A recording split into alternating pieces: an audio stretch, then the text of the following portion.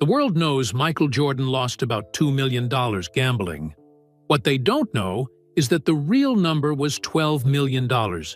What they definitely don't know is that his father was murdered to keep that secret buried. This is the true story of how the greatest athlete in history became trapped by criminals who turned his success into their weapon, and why revealing the truth took 30 years and cost everything he loved. The snow fell thick and heavy on Chicago's South Side as Michael Jordan's black Mercedes pulled up to the abandoned warehouse. It was February 14, 1993, Valentine's Day. But there was nothing romantic about this meeting. The clock on his dashboard read 11:47 p.m. Michael sat in his car for a moment, engine still running, windshield wipers fighting the snow. He could drive away right now, go home to his mansion in Highland Park, pretend this problem would just disappear. But the men waiting inside weren't the type to be ignored. His hands shook as he turned off the engine. Not from the cold, but from fear. The great Michael Jordan, who had never been afraid of any opponent on a basketball court, was terrified of what waited for him behind those rusty warehouse doors. He pulled his Bulls championship jacket tight and stepped into the night. Snow crunched under his expensive shoes as he walked to a side door marked with a small red X. He knocked twice, paused, then knocked 3 more times. The door opened immediately. "He's here," a young man in a dark suit said into a phone. He gestured for Michael to follow him inside. The warehouse smelled like old coffee, cigarettes, and something else Michael couldn't identify. Fear, maybe. His footsteps echoed in the empty space as they walked past stacks of boxes and old machinery, toward a light in the back corner. 3 men sat at a scarred wooden table under a single hanging bulb. Vincent Torino, silver-haired and wearing a suit that probably cost more than most people's cars, didn't look up when Michael approached. Tony Marcelli, younger with cold, dark eyes, shuffled through papers. The third man, someone Michael had never seen before, just stared at him with the look of a hungry animal. "Sit down, Michael," Torino said, finally raising his eyes. His voice was calm, like a businessman discussing a normal deal. But Michael knew better. Michael sat in the metal chair across from them. The table between them felt like a barrier, between 2 different worlds, his world of basketball fame and fortune, and their world of shadows and violence. Torino slid a manila folder across the table. "Open it." Michael's hands trembled as he lifted the cover. Inside were photographs that made his stomach drop. Pictures of him at underground poker games he thought were secret. Betting slips with his signature. Casino receipts from late night, visits he'd tried to hide, but the photos that made his blood freeze were at the bottom. His father, James Jordan, pumping gas at his station in North Carolina. His father buying groceries. His father playing golf, completely unaware someone was watching him. $12 million, Torino said quietly. "That's what you really owe us, Michael. Not the $2 million the newspapers know about. $12 million. Michael felt like he might throw up. That's impossible. I've been keeping track. It's not nearly that much." Tony Marcelli laughed, but there was no humor in it. "You've been keeping track of the legal stuff. The casino visits, the golf bets with friends. You haven't been tracking our private games, the compound interest, the fees for our patients." The third man spoke for the first time. His voice sounded like gravel. "The public thinks Michael Jordan has a little gambling problem. They think you bet too much on golf games and lost some money in Atlantic City. They have no idea about the real debt." "Why not?" Michael asked. "Why keep it secret?" Torino leaned forward. "Because a superstar athlete with a small gambling problem is a human interest story. A superstar athlete who owes $12 million to people like us? That's a scandal that destroys everything. Your reputation, your family's safety, your team's success. Everything you've worked for. Michael stared at the photos of his father. James Jordan looked so peaceful, so unaware of the danger his son had brought into their lives. "What do you want from me?" Michael whispered. "We want our money," Martelli said, "but we also want our secret kept. You keep playing basketball, keep making money, keep being America's hero, and you never, ever tell anyone about the real amount you owe us." "And if I refuse?" Torino tapped the photo of James Jordan. "Your father looks like such a nice man. Retired, enjoying his golden years. Would be terrible if something interrupted that peace." The threat hung in the air like smoke.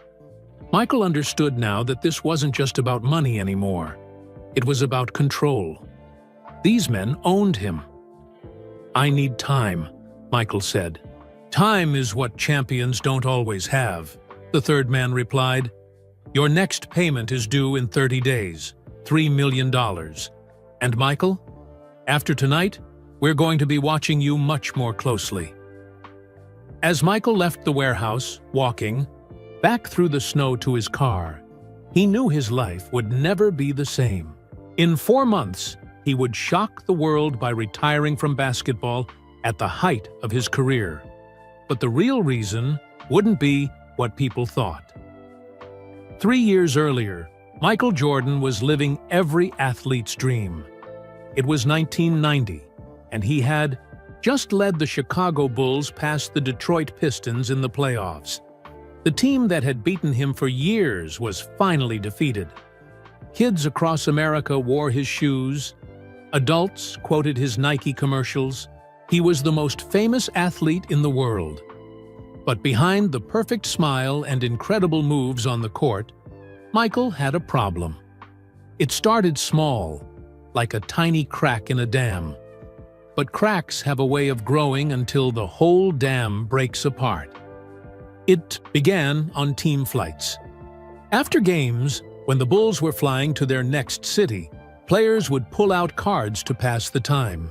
Charles Barkley from the Phoenix Suns, Magic Johnson from the Lakers, and other NBA stars all played together during all-star games and team trips. "Come on, Mike," Charles would say, shuffling a deck of cards with his huge hands. "Just a friendly game between friends. Nothing serious." Michael's competitive nature wouldn't let him say no. If he could beat anyone at basketball, why not poker? The game started with small bets, maybe $100 or $200. Losing felt like nothing when you made millions playing basketball.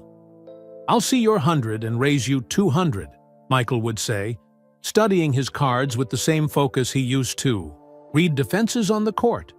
But then the bets got bigger. $500. 1,000. Soon, losing several $1,000s in one card game felt normal.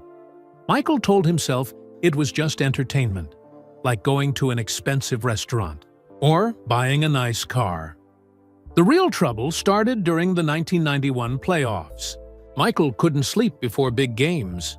His mind raced with thoughts about plays, strategies, and what might go wrong.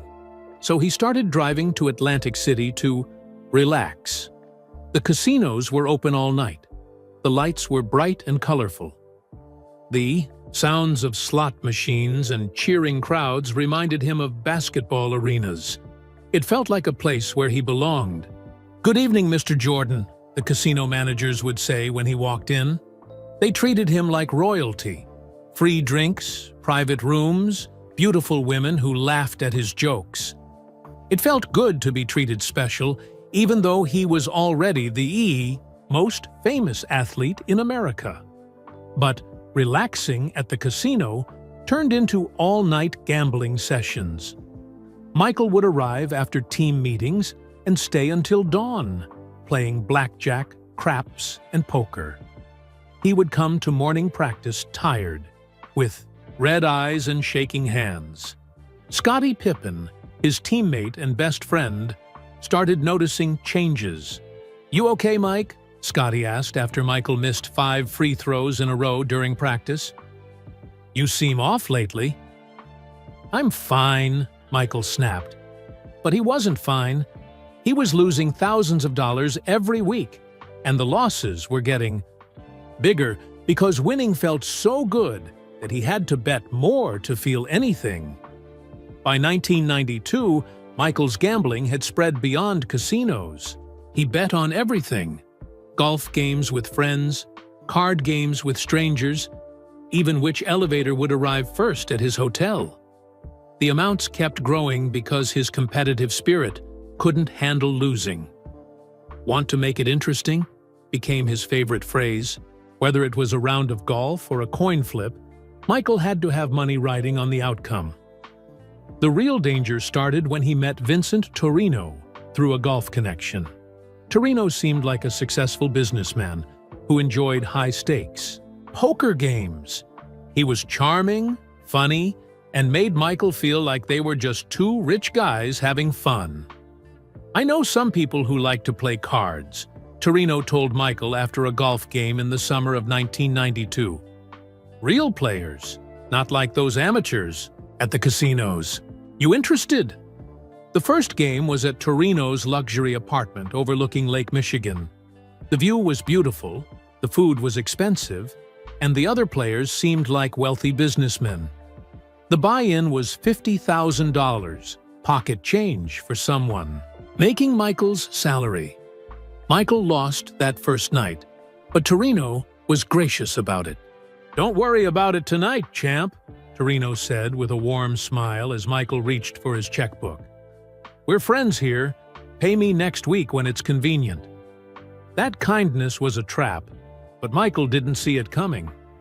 Each game after that, the stakes got higher. 50,000 became 100,000, then 200,000. Each loss was met with the same understanding smile from Torino. "No rush," Torino would always say. "Between friends, these things work themselves out." By early 1993, Michael owed Torino's organization several $1,000,000. Not the couple million that newspapers would eventually report from his legal gambling, but real money. Enough to buy a small skyscraper. The stress began eating him alive from the inside. He became distant and angry at home. His wife, Juanita, noticed he was different, but couldn't understand why. "What's wrong with you lately?" she asked one evening after he snapped at their son for asking him to play catch. "Nothing's wrong. I'm just tired." But everything was wrong. His children barely saw their father anymore because he was always at business meetings he couldn't explain. These meetings were really sessions with Torino, trying to figure out payment plans and borrowing more money to pay off previous debts. "Daddy, will you play with me?" his young son Marcus asked one afternoon, holding a basketball. "Not now," Michael said, his mind calculating his latest losses. "I'm busy." The look of hurt and confusion on his son's face would haunt Michael for years. He was supposed to be Superman to his kids, but he felt more like a villain in his own family's story. During Bulls practice, Coach Phil Jackson noticed something was wrong. "Whatever's bothering you, we can work through it together," Phil said, after finding Michael sitting alone in the locker room, staring at the floor. Michael wanted to tell him everything. He wanted to explain how he'd thrown away millions of dollars on stupid bets and card games. He wanted to admit that dangerous people now controlled his life, but shame kept the words locked inside his throat. "I'm fine, Phil. Just the usual season stress." Phil didn't believe him, but he respected Michael's privacy. He had no idea that his greatest player was drowning in an ocean of debt, surrounded by sharks who were getting hungrier every day. Late at night, when everyone else was asleep, Michael would sit in his empty house and wonder how everything had gone so wrong. He'd achieved everything a basketball player could dream of: championships, money, fame, respect. But none of it mattered when you owed $12 million to people who collected their debts in ways that had nothing to do with courts or lawyers. The worst part was that he couldn't tell anyone. His friends wouldn't understand. His family would be horrified. His teammates would lose respect for him. So he carried the secret alone, feeling more isolated every day, despite being surrounded by people who loved him. In 3 months, Vincent Torino would call that meeting at the warehouse, and Michael Jordan's life would change forever. James Jordan had always been able to read his son like an open book. In early 1993, he could see something was eating Michael alive from the inside, but he couldn't figure out what it was. "Son, you look like you're carrying the weight of the world on your shoulders," James said during a visit to Michael's Chicago mansion in March. He sat in the living room, watching his famous son pace back and forth like a caged animal. Michael stopped pacing and forced a smile. "Just basketball pressure, Dad. You know how it is during the playoffs." But James Jordan didn't believe that for a second. He'd watched his boy handle pressure his entire life. From high school games in Wilmington, North Carolina, to college championships at the University of North Carolina, to NBA finals. This was something different. Michael seemed scared, and James had never seen his son scared of anything. "Michael, I've been your father for 30 years. I know when something's wrong. Really wrong." Michael sat down across from his father, the man who had worked 2 jobs to support his family, who had never missed a game when Michael was growing up, who had always been his biggest supporter. "Dad, Michael started, then stopped. How could he explain that he'd gambled away millions of dollars? How could he tell his father that dangerous people were now part of their lives? How could he admit that his competitive nature had become a curse that threatened everyone he loved? "I'm just tired," Michael finally said. "The season's been long." James studied his son's face. He saw the dark circles under Michael's eyes, the way his hands shook slightly when he thought no one was looking, the forced smile that never reached his eyes anymore. What James didn't know was that Vincent Torino's people had been watching the Jordan family for weeks. They had taken pictures of James at his gas station job in Wilmington. They knew what time he arrived at work, where he bought groceries, which golf course he played at on weekends. Torino's plan was simple but cruel. Apply pressure to Michael through the people he loved most. James Jordan was the perfect target. A kind, gentle man who lived quietly and trusted everyone he met. "Your father seems like a real nice guy," Tony Marcelli had told Michael during their last meeting. "Retired, enjoying life, playing golf. Must be nice to have that kind of peace and quiet." The comment had sent chills down Michael's spine, but he tried to convince himself it was just conversation. During the 1993 NBA playoffs, Michael's debt situation reached a crisis point. The Bulls were fighting their way toward another championship, but Michael could barely focus on basketball. His mind was always calculating numbers, how much he owed, how much he could pay, how long these people would stay patient. After a particularly bad game against the New York Knicks, where Michael shot poorly and seemed distracted, he called his father from his hotel room. "Dad, I need to ask you something." "What is it, son?" Michael wanted to ask his father to be careful, to watch out for strangers, to maybe stay with friends for a while. But how could he explain why without telling the whole terrible story? Just take care of yourself, okay? And if anyone you don't know tries to talk to you or asks questions about me, don't engage with them. James was quiet for a moment. "Michael, are you in some kind of trouble?" "No, Dad. I just worry about you sometimes. You're getting older, and there are crazy people out there who might want to bother you because you're my father." "Don't worry about me, son. I can take care of myself. You focus on winning that championship." But Michael couldn't stop worrying. After the Bulls won their third straight championship in June 1993, instead of celebrating, Michael met with Torino at a restaurant downtown.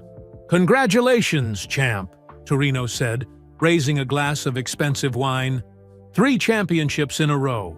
Your father must be so proud." Every time Torino mentioned his father, Michael felt his stomach clench with fear. "Leave my family out of this. Your family is already in this, Michael. Your gambling brought them into it. But don't worry. As long as you keep cooperating, they'll stay safe." Torino slid a manila envelope across the table. Inside were photographs that made Michael's blood run cold.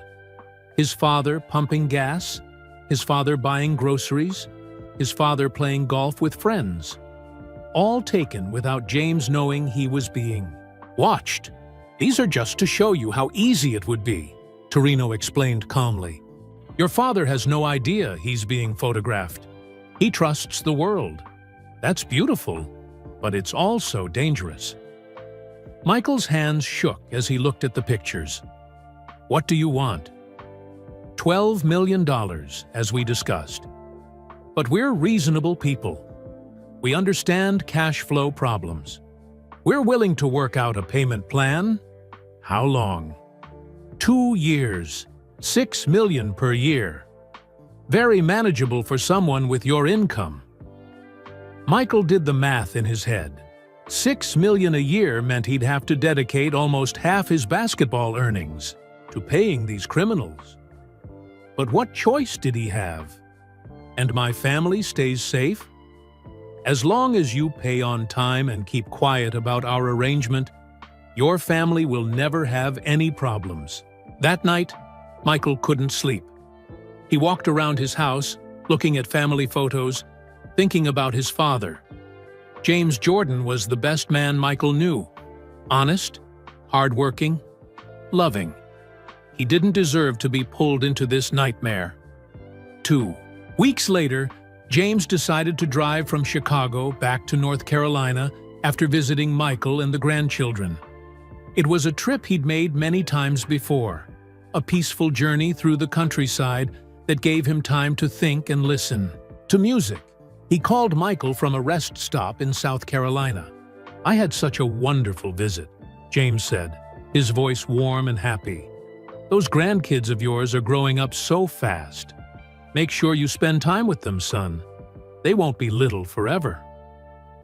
"I will, Dad. Drive carefully, okay? And call me when you get home. Don't worry about me. I've been driving these roads for 40 years. Love you, son." "Love you too, Dad." Those were the last words they ever spoke to each other. When James Jordan pulled over to rest at a highway stop that night, he thought he was alone. But 2 men had been following him since he left Chicago. Men who had been paid to send Michael Jordan a message about the importance of paying debts on time. The official story would blame random criminals looking for money and a car, but Michael knew better. When the phone rang at 3 a.m. and the police told him his father was dead, Michael's world collapsed completely. He fell to his knees in his hallway, sobbing like a child. Juanita ran to him, thinking he was having some kind of medical emergency. "They killed him," Michael whispered. "They killed my father." "Who? Michael? What are you talking about?" But Michael couldn't explain. Not yet. Maybe not ever. At the funeral, Michael could barely stand upright. His mother, Dolores, held him as he cried uncontrollably. The whole world watched, thinking they were seeing a son grieve for his beloved father. They didn't realize they were watching a man who believed his own choices had caused that death. "This is my fault," Michael whispered to himself as they lowered his father's coffin into the ground. "All my fault." The next day, a flower arrangement arrived at the Jordan family home. The card read simply, "Our deepest condolences." Vincent. The message was clear. They could reach anyone in his family. Anywhere. Anytime. Standing in his father's empty house in Wilmington 3 days later, surrounded by memories of a man who had loved him unconditionally, Michael Jordan made a decision that would shock the sports world. He picked up the phone and called his agent. "I'm done," Michael said, his voice hollow and broken. "I'm retiring from basketball." October 6, 1993. The most shocking press conference in sports history was about to begin. Michael Jordan sat behind a table covered with microphones, facing a room packed with confused reporters and stunned fans. "I've lost my desire to play basketball," Jordan told the crowd, his voice steady, but his eyes empty. "My father's death has changed my perspective on life. I want to spend time with my family and explore other interests." Every word tasted like poison in his mouth. The real reason he was retiring, to stop making money that would flow to his father's killers, could never be spoken. So he told the world's biggest sports lie and watched everyone believe it. Before the press conference, Jordan had endured the hardest meeting of his life. Vincent Torino sat across from him at a downtown Chicago restaurant, calmly cutting his steak while discussing Michael's future. "Retirement is a smart choice," Torino said, not looking up from his plate. "It solves problems for both of us." "How does this help you?" Michael asked, his voice barely above a whisper. "If I'm not playing basketball, I can't make money to pay you." Torino finally looked at him and smiled. It was the same warm smile he'd used during their first poker games. But now, it made Michael's skin crawl. "You're thinking too small, Michael. Your retirement creates mystery. Mystery makes you more valuable, not less. Nike stock actually went up when rumors of your retirement started spreading." Michael felt sick. Even walking away from basketball was being turned into a profit opportunity for these criminals. "Your endorsement deals become more precious because they're limited," Tony Marcelli added, joining the conversation. "Your restaurant investments, your real estate deals, all of that continues making money. We just restructure how you pay us." "What? About my family?" Michael asked, the question that kept him awake every night. "Safe," Torino promised, "as long as you stay quiet and stay retired." The baseball experiment that followed wasn't Michael chasing childhood dreams. It was part of the deal. Baseball was safe territory, controlled by different people who had no connection to underground gambling. Playing for the Birmingham Barons minor league team was the most humbling experience of Michael's life. Here was the greatest basketball player in the world, striking out in front of crowds of 3,000 people. "You'll get better with practice," teammate Steve Martinez told him after another tough game. "Everyone struggles when they're learning." Michael appreciated the kindness, but everything felt fake. He was living a lie that hurt everyone around him. Teammates who thought he was following dreams, fans who admired his courage, family members who believed his public story. The hardest moments came when his former Bulls teammates called, begging him to come back. "The team needs you, Mike," Scottie Pippen said during a visit to Birmingham. "We all need you. This isn't just about basketball anymore." Jordan's heart broke a little more each time. These people loved him and believed in him, but they couldn't understand that returning to basketball meant restarting the cycle that had killed his father. While Michael played baseball in small stadiums, Vincent Torino's organization worked behind the scenes to collect their money through his existing businesses. Nike payments were quietly redirected. Restaurant profits were moved through shell companies. Real estate deals were restructured. David Chen, Michael's new business manager, had been told enough about the situation to handle these arrangements without asking too many questions. We can maintain payments of about $3 million per year through your existing income streams, Chen explained during a private meeting. At that rate, the debt will be cleared in 4 years. 4 years. 4 years of exile from the sport he too loved. 4 years of lying to everyone who cared about him. The worst part was that Michael couldn't even enjoy memories of his father without feeling guilty. Every photo, every video of James cheering in the stands, every memory of his proud smile was poisoned by the knowledge that Michael's gambling had led to his death. Letters from children made it even harder. A 9-year-old girl from Chicago wrote, "Dear Mr. Jordan, I hope you come back soon. Basketball is boring without you. My dad says you're the greatest ever. Please, don't stay sad about your daddy." Reading that letter, Michael realized millions of people had invested their hearts in his story, and he was lying to all of them. Kids looked up to him. Adults found inspiration in his success, and he was keeping terrible secrets from everyone who believed. In him, Vincent Torino called occasionally to check on his investment. "How's baseball treating you, champ?" "Fine," Michael would answer, hating himself for the casual conversation. "Good. Remember, patience is important for everyone involved. Your debt gets smaller every month, and your family stays safe." During long nights in hotel rooms across the minor leagues, Michael would stare at his 3 championship rings and cry. He'd achieved everything an athlete could dream of, but none of it mattered now. His competitive drive, the same quality that made him great, had become a curse that destroyed everything good in his life. The greatest irony was that retirement made him more famous, not less. Documentaries were made about his decision. Books were written analyzing his choice.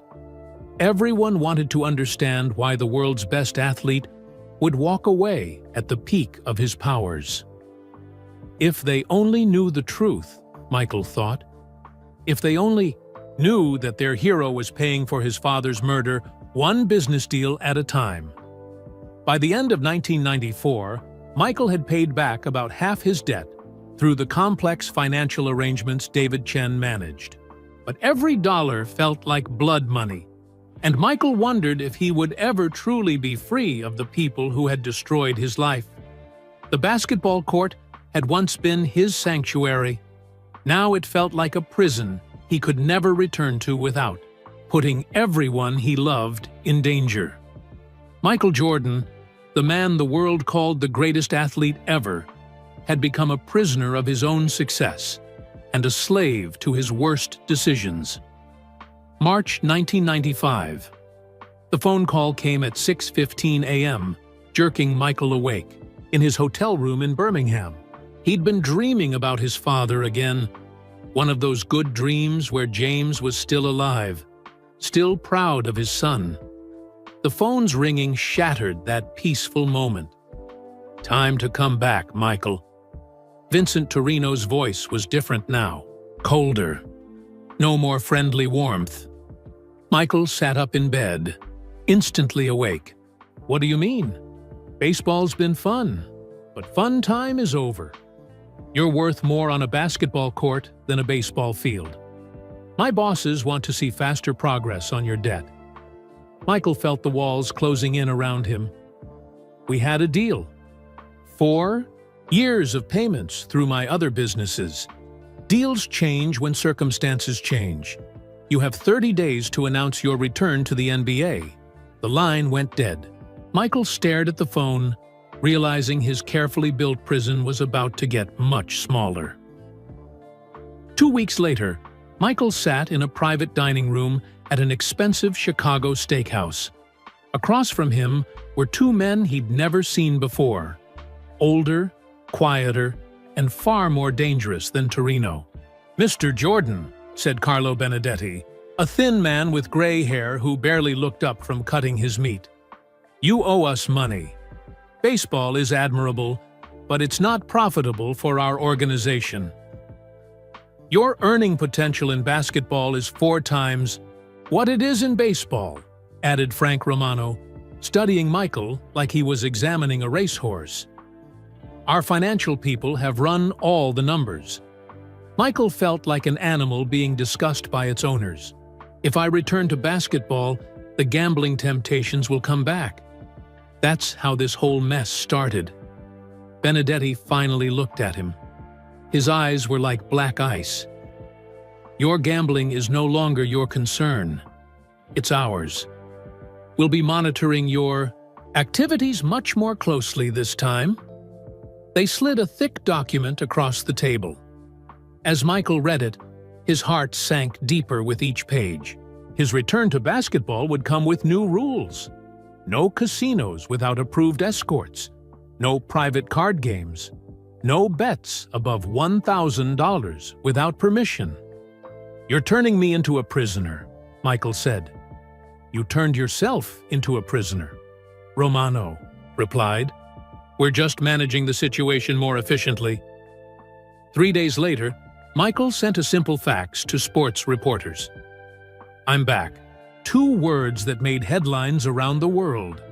ESPN interrupted regular programming. Sports fans everywhere went crazy with excitement. Michael Jordan was returning to basketball. But for Michael, sending that fax felt like signing his own death warrant. His first game back was against the Indiana Pacers on March 19, 1995. He walked into the United Center wearing number 45 instead of his famous 23, and the crowd exploded with cheers that shook the building. This is incredible, teammate, Scottie Pippen said, hugging Michael before the game with tears in his eyes. Having you back feels like a miracle. Michael forced a smile, but inside he felt nothing. This should have been the happiest moment of his life, but every cheer reminded him that he wasn't really free. He scored 19 points that night, showing flashes of his old greatness but obvious signs of rust. The crowd didn't care. They chanted, MVP! MVP! every time he touched the ball. After the game, reporters surrounded him with the same questions they always asked. How does it feel to be back? Are you happy with your performance? What made you decide to return? Michael gave the answers they wanted to hear. He talked about missing the competition, missing his teammates, rediscovering his love for the game. Every word was a lie, but the sports world ate it up.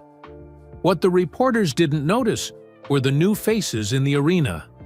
Men in expensive suits sitting in different sections, watching Michael with the focus of prison guards. Torino's organization was keeping their promise to monitor him closely. 2 weeks into his comeback, Michael found a package in his locker before a game against the Boston Celtics. Inside was a photo of his children playing in their backyard, taken with a long-distance camera from someone hiding in the trees. There was no note, but the message was crystal clear. We're always watching. That night, Michael called Torino from his car. Did you have someone take pictures of my kids? He demanded. What pictures? Michael, you're being paranoid. Focus on basketball, not imaginary problems. But Michael understood that even Torino might not control everything anymore. The organization was bigger and more complex than he'd realized, with layers of command he couldn't see or predict. As the season progressed, Michael's play improved dramatically. By the playoffs, he was averaging 31 points per game, looking like his old, dominant self.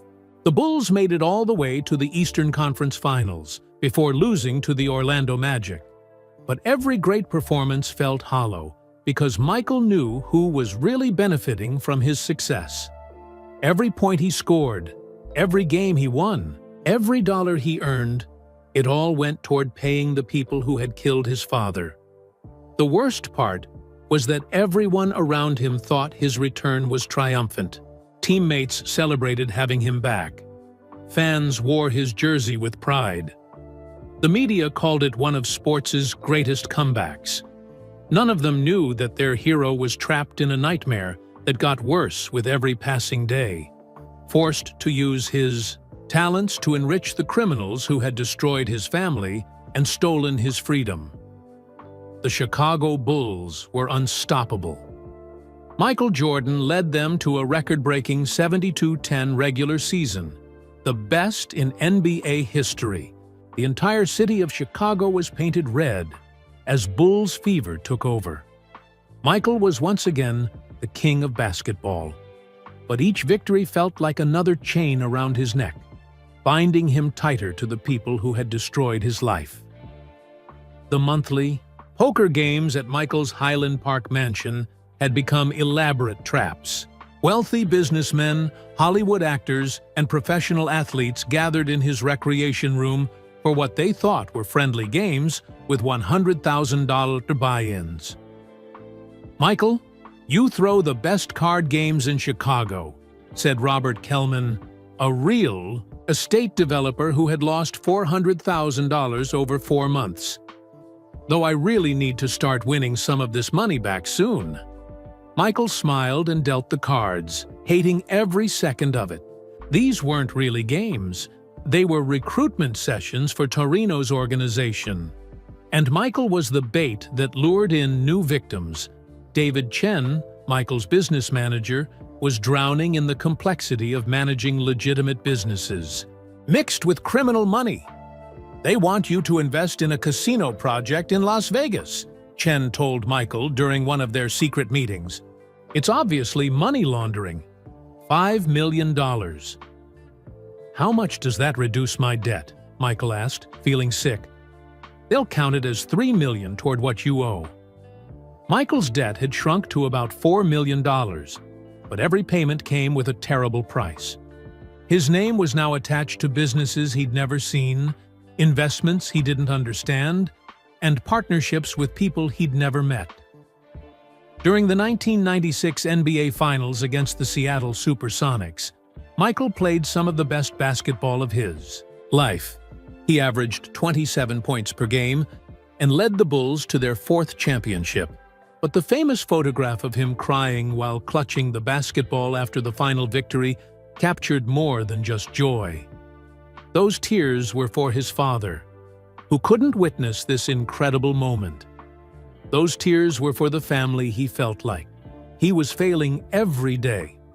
Those tears were for the man he used to be, before gambling turned him into someone he barely recognized. In the locker room after Game 6, while his teammates sprayed champagne and celebrated, Michael slipped away to find some quiet. Phil Jackson found him sitting alone in the hallway, still in his uniform. "You should be the happiest man alive right now," Phil said, sitting down beside him. "I am happy," Michael lied. Phil studied his greatest player's face. "I've been coaching for 25 years. I've never seen someone look so sad after winning a championship. Talk to me, Michael." Michael almost broke down and told him everything right then. But Tony Marcelli's words echoed in his mind. "The fewer people who know, the safer everyone stays." "I just miss my father," Michael said, which was true but incomplete. That summer, the criminal organization introduced Michael to an even darker world. Carlo Benedetti arranged a meeting at Navy Pier, where they walked among tourists and families, enjoying a beautiful Chicago day. "We have opportunities in sports betting," Benedetti explained casually, as if they were discussing the weather. "Nothing that affects game outcomes directly. Just information that helps us make better predictions." Michael felt his stomach drop. "You want me to give you inside information about my own team. Information you naturally have access to. Player. Injuries that aren't public yet.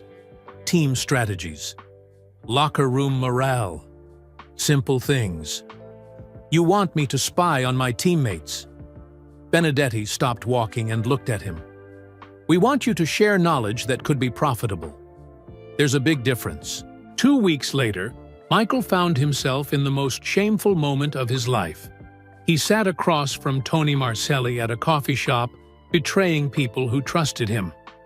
"Scotty's ankle is bothering him more than the medical reports say," Michael heard himself saying. "He's playing hurt, but the team doesn't want other teams to know." The information was used to adjust betting lines for Bulls games, making money for criminals while Michael felt like he was poison in his own locker room. His marriage to Juanita was crumbling under the weight of secrets he couldn't share. She knew something was terribly wrong, but couldn't understand what was happening to her husband. "You're like a ghost in your own life," she told him after another argument about his mysterious behavior. "Ever since your father died, you've been living some kind of double life I don't understand." "I'm trying to protect this family," Michael replied, which was true but sounded like an excuse. "Protect us from what? Michael? What are you hiding from me?" He couldn't answer without putting her in danger, so he said nothing and watched their marriage slowly die. His children, now teenagers, barely knew their father anymore. Michael Jr. had started getting in trouble at school, acting out because of his father's constant emotional absence. "Dad, why don't you ever seem happy anymore?" his daughter asked him one evening while they sat in their enormous house that felt empty despite being full of people. "Even when you win championships, you look sad." Michael looked at her innocent face and felt his heart shatter. He was supposed to be her hero, but he felt more like a villain who was slowly poisoning everyone around him. The absolute worst moment came during a Bulls practice when Scottie Pippen pulled him aside with genuine concern. "Mike, there are reporters asking questions about gambling again. More serious questions this time. Is there something I should know about?" Michael's blood turned to ice. If the media started digging deeper into his gambling, they might uncover connections to his father's death. An investigation could expose everything and put his family in even more danger. "It's nothing," Michael told his best friend, lying directly to his face. "Just the same old stories from people trying to bring me down." That night, Michael called Marcelli in a panic. "The media is getting suspicious. There might be an investigation. We're aware of the situation," Marcelli said calmly. "Don't worry, we have people who handle media problems." "What do you mean?" "Sometimes reporters find better opportunities in other cities. Sometimes they decide certain stories aren't worth the trouble." A week later, the reporter who had been asking the most aggressive questions suddenly received an offer to work for a television network in Los Angeles. The investigation quietly disappeared. Michael realized he wasn't just trapped by criminals, he was protected by them. His fame and success had made him too valuable to expose, but also too dangerous to ever let go. Standing alone in his trophy room that night, surrounded by championship rings and MVP awards, Michael understood the full scope of his prison. He was the most successful athlete in the world, but he felt like the most powerless man alive. 1998, the Chicago Bulls' final championship. Michael Jordan scored 45 points in Game 6 against the Utah Jazz, hitting the shot that would become basketball legend. He held his follow-through, arm extended, watching the ball drop through the net as 23,000 fans exploded in celebration. But even in that perfect moment, Michael felt only emptiness.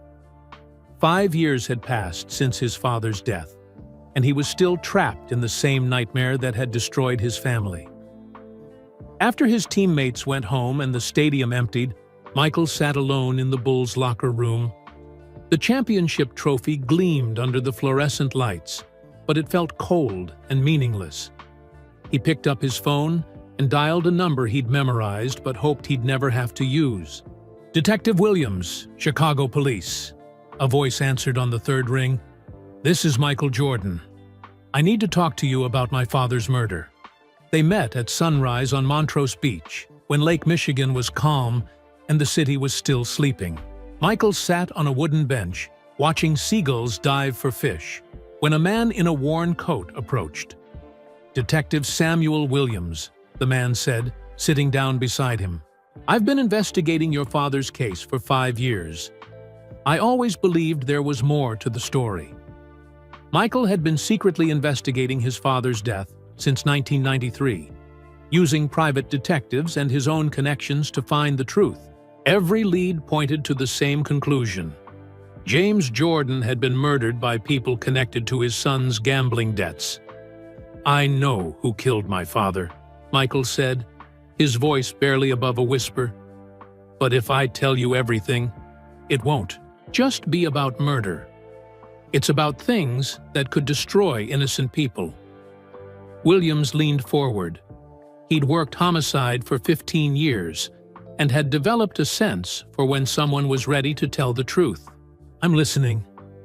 Michael took the deepest breath of his life and began telling a story he'd never spoken aloud. He talked about the gradual slide into gambling addiction, the underground poker games at Vincent Torino's apartment, the mounting debts that spiraled beyond control. $12 million, Michael said, looking out at the lake. "That's what I really owed them, not the $2 million the newspapers reported." Williams stayed quiet, letting Michael tell his story at his own pace. "They killed my father to send me a message, to show me what happened when debts weren't paid on time." "Why haven't you come forward before now?" Williams asked. Michael explained about his continued involvement with Torino's organization, the monthly poker games that recruited new victims, the business investments that were really money laundering operations, the insider information about team injuries and strategies. "They own me completely," Michael admitted. "My debt is almost paid off, but I'm not just a debtor anymore. I'm part of their operation. They've made me an accomplice." Williams pulled out a small digital recorder. "Are you ready to make this official?" Michael nodded. For the first time in 5 years, he was ready to tell the complete truth. "Vincent Torino runs an illegal gambling operation in Chicago," Michael began, speaking directly into the device. "His organization murdered my father, James Jordan, in July 1993 to force me to pay gambling debts totaling $12 million. For the next 2 hours, Michael provided details about every aspect of his involvement with the criminal organization. Names, dates, amounts of money, specific crimes he'd witnessed or participated in. "This goes beyond gambling debts," Williams said when Michael finished. "You're describing organized crime, racketeering, money laundering, possibly sports corruption. This is enormous." "I know," Michael replied. "That's why I stayed quiet for so long. But I can't live with this anymore. Every time someone calls me a hero, I think about my father and what these people did to him." Williams was quiet for a moment, processing the magnitude of what he'd just heard. "If you testify against these people, you'll be painting a target on yourself and your family. They already killed my father. What more can they take from me?" Williams checked his recorder to make sure it was still working. "There's something else, isn't there? Something you haven't told me yet." Michael hesitated, then decided to reveal the biggest secret of all. "I'm not the only athlete they've recruited. Charles Barkley has been fighting gambling debts to them for 2 years. They've approached other NBA players, NFL stars, even some baseball players. They use successful athletes as bait to recruit wealthy people into their games. How many people are we talking about?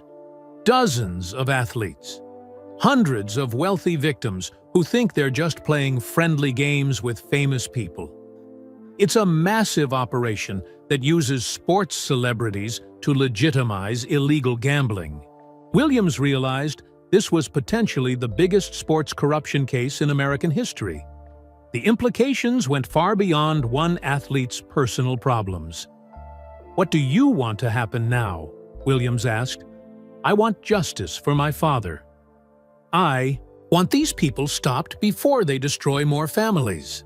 And I want to be free, even if it means losing everything I've worked for." Williams put away his recorder and shook Michael's hand.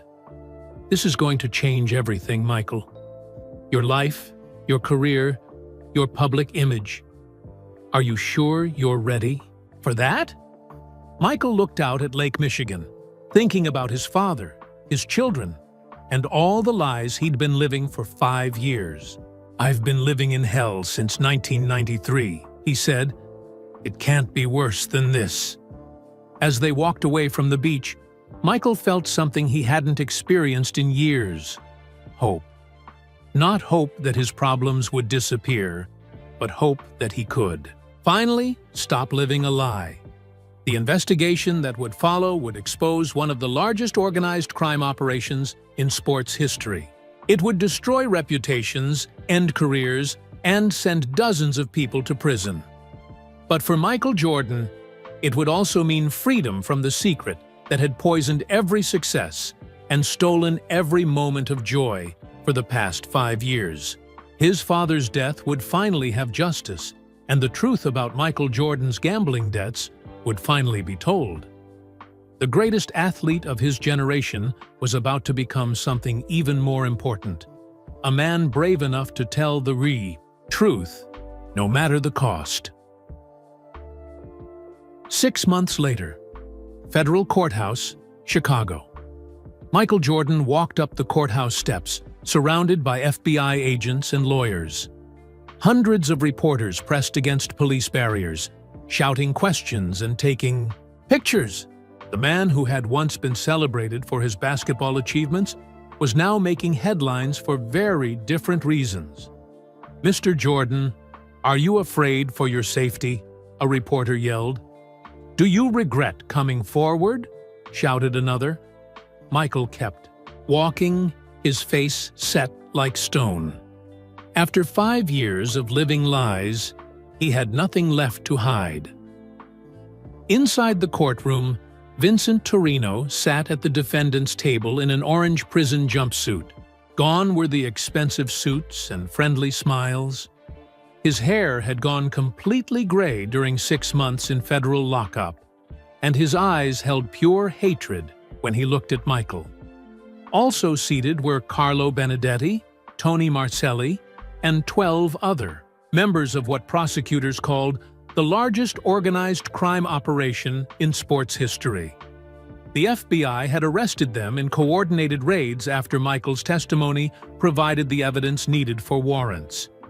The state calls Michael Jeffrey. "Jordan to the witness stand," announced prosecutor Sarah Chen. Michael stood and walked to the front of the courtroom. Every step felt like he was carrying the weight of his father's coffin all over again. He placed his hand on the Bible and swore to tell the truth, the whole truth, and nothing but the truth. "Mr. Jordan," Prosecutor Chen began, "please tell the court how much money you owed Vincent Torino's organization." $12 million, Michael said clearly, his voice echoing in the silent courtroom. Not the $2 million that was reported in the newspapers. $12 million. A murmur went through the packed courtroom. This was the first time anyone had heard the real number publicly. "And how did this debt lead to your father's death?" Michael's voice cracked slightly. "They killed him to send me a message, to show me what happened when payments were late, to make me understand they could reach anyone in my family, anywhere, anytime." For 3 hours, Michael told the complete story. The gradual addiction to gambling, the underground poker games, the threats to his family, his forced retirement from basketball, the money laundering through his businesses, the insider information he'd been forced to provide. They didn't just want their money back, Michael explained. They wanted to use my fame to recruit other victims. Wealthy people who thought they were just playing cards with Michael Jordan, not knowing they were being set up by professional criminals. The defense attorney, a sharp woman in an expensive suit, tried to attack Michael's credibility during cross-examination. "Mr. Jordan, isn't it true that you're only testifying to reduce your own legal problems?" "No," Michael answered firmly. "I've already agreed to pay full restitution to the victims who lost money in games at my house. I'm testifying because my father was murdered, and I want justice. You claim you were forced to provide insider information about your team. But isn't it possible you were just a willing participant trying to win back your losses?" Michael looked directly at Vincent Torino. "They threatened my children. They showed me photographs of my kids playing in our backyard, taken by people hiding in the trees. I gave them information to keep my family safe, not to make money." The trial lasted 3 weeks. Witness after witness confirmed Michael's testimony. Charles Barkley took the stand to admit he'd also been trapped by the organization. A dozen wealthy businessmen testified about losing money in poker games they thought were legitimate. FBI agents presented evidence of a network that had operated in Chicago, New York, Los Angeles, and Miami. Bank records showed millions of dollars in laundered money. Wiretaps revealed conversations about point spreads and game strategies. The most damaging evidence came from Vincent Torino's own lieutenant, who had agreed to cooperate in exchange for a reduced sentence. Torino ordered the hit on James Jordan, the man testified. He said the basketball player needed to understand that debts to our organization had serious consequences. When the verdicts were read, Vincent Torino was found guilty on all counts: racketeering, conspiracy, murder in the commission of a crime, money laundering, and sports bribery. He was sentenced to life in prison without the possibility of parole. Carlo Benedetti and Tony Marcelli each received 30-year sentences. The other defendants got between 10 and 25 years. As the judge read the sentences, Michael felt something he hadn't experienced since before his father's death. Relief. Not happiness, because nothing could bring James Jordan back, but relief that the truth was finally known. Outside the courthouse, Michael faced the media for the last time as an active NBA player. He had already announced his second retirement, this time permanently. "I want to say something to all the young people watching," Michael said, looking directly into the cameras. "Gambling destroyed my life and got my father killed. It doesn't matter how successful you are or how much money you have. Gambling addiction can destroy anyone." A reporter asked the question everyone wanted answered. "Do you regret your basketball career?" Michael was quiet for a moment.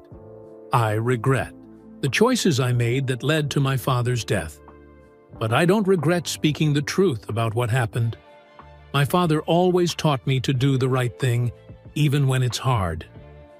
6 months after the trial ended, Michael quietly moved to North Carolina with his children. He bought a small farm outside Wilmington, not far from where he and his father had spent many peaceful hours together. He never played professional basketball again. The NBA investigated the games where Michael had provided insider information and found no evidence that any contests had been fixed. The league imposed new rules about player gambling and increased monitoring of suspicious betting patterns. Nike continued to support Michael despite the scandal, and his shoe business remained successful. But he donated most of the profits to organizations fighting gambling addiction and supporting families of murder victims. On quiet evenings, Michael would sit on his porch and think about his father. James Jordan had died because of his son's terrible choices, but his death had ultimately led to justice for many other families. Michael Jordan's basketball legacy was complicated forever. He was still considered one of the greatest players ever. But his story had become a cautionary tale about the dangers of gambling addiction. More importantly, he had become something his father would have been proud of. A man who chose truth over comfort, justice over reputation, and honesty over lies. The boy from Wilmington, who had once dreamed of basketball greatness, had learned the hardest lesson of all. Real courage isn't about what you do on a court. It's about what you do when everything you care about is on the line. In the end, Michael Jordan's greatest victory wasn't a championship. It was finding the strength to tell the truth and honor his father's memory, no matter the cost. 5 years after the trial. Michael Jordan sat on the porch of his North Carolina farm, watching his teenage children play basketball in the driveway. At 55 years old, he looked peaceful for the first time in decades. The weight he'd carried for so long had finally lifted. His phone rang. The caller ID showed Detective Williams, Chicago PD. "Michael, I need to see you," Williams said, without greeting. "There's something about your father's case that never made it to trial. Something I think you deserve to know." 2 days later, Williams drove to the farm. They sat in Michael's living room, surrounded by family photos and a few championship trophies he'd kept. Williams carried a thick manila folder. "What I'm about to tell you will change how you see everything that happened," Williams began. "Your father wasn't just an innocent victim, Michael. He was investigating your gambling debts on his own." Michael felt the room spin. "What do you mean?" Williams opened the folder and pulled out photographs. "We found these in a safety deposit box your father rented under a different name 3 months before he died. He'd been tracking your activities, following you to casinos, documenting your gambling." The photos showed Michael entering underground poker games, meeting with Vincent Torino, looking distressed and desperate. His father had been watching him, trying to understand what was destroying his son. "He knew," Michael whispered. "He knew everything. Look at this." Williams handed him a letter written in his father's handwriting. "Dear Michael, I know about the gambling debts. I know about the dangerous people you've gotten involved with. I've been investigating them for months, trying to find a way to help you without putting the family at risk. I have evidence that could bring them down, but I need more time. If something happens to me, this letter will explain everything. Know that I love you, and none of this changes how proud I am of you. Your father." James Michael's hands shook as he read the letter 3 times. "He was trying to protect me. There's more." Williams pulled out bank records. "Your father had been secretly meeting with an FBI agent, providing information about Torino's organization. He was building a case to save you. The final piece of evidence was a recording device, small enough to fit in a shirt pocket." Williams plugged it into a small speaker. James Jordan's voice filled the room. "Vincent Torino threatened my son's family. He's using Michael's gambling addiction to force him into illegal activities. I have photographs of their meetings, financial records, and witness statements from other victims." The recording was dated 3 days before James Jordan's death. The FBI agent he was working with retired and moved to Florida before our investigation began, Williams explained. "We only found these materials last month when the bank contacted us about the unclaimed safety deposit box." Michael sat in stunned silence. His father hadn't been an innocent victim killed to send a message. He'd been a hero trying to save his son. Murdered because he was getting too close to exposing Torino's empire. "He died because he was fighting for me," Michael said quietly. "He died because he loved you enough to risk everything." Williams pulled out one final document. "There's something else. Your father's investigation helped us find evidence we missed during the original trial. Evidence that could have changed everything. The document was a recording of Vincent Torino talking to Tony Marcelli. The old man knows too much. We can't just scare him anymore. He has to be eliminated before he ruins everything. Why are you telling me this now? Michael asked. Because Vincent Torino's conviction is being appealed. His lawyers claim the murder charge was based on circumstantial evidence. This recording, combined with your father's investigation, proves premeditation. It seals the case forever. Michael walked to his window and looked out at the basketball hoop where his children were still playing. His father's sacrifice had been even greater than he'd known. "There's one more thing your father would want you to know," Williams said, softly. "The FBI agent he worked with told me something before he retired. Your father wasn't just investigating to save you. He was planning to write a book about gambling addiction and organized crime. He wanted to use your story to help other families." Michael turned back to Williams. "A book?" He believed that telling the truth about what happened to you could prevent other young athletes from making the same mistakes. Even in his final weeks, he was thinking about helping others. That evening, Michael called his children inside and told them about their grandfather's secret investigation. He explained how James Jordan had died not just as an innocent victim, but as a hero fighting for his family. "Grandpa was brave," his daughter said. "Yes," Michael replied. "He was braver than any athlete who ever lived." 2 months later, Michael published a book titled The Hidden Price: A Father's Love and a Son's Redemption. It told the complete story of his gambling addiction, his father's murder, and the criminal organization that had controlled his life. The book became a bestseller, but more importantly, it created a foundation that provided counseling for gambling addicts and support for their families. Michael donated all the profits to the foundation, continuing his father's mission to help others. At the book's launch event in Chicago, Michael read from the final chapter. "My father taught me that real strength isn't about winning games or scoring points. It's about standing up for what's right, even when the cost is everything you have." His courage saved not just me, but hundreds of families who might have been destroyed by the same criminal network. The audience, many of them former teammates and friends, gave him a standing ovation.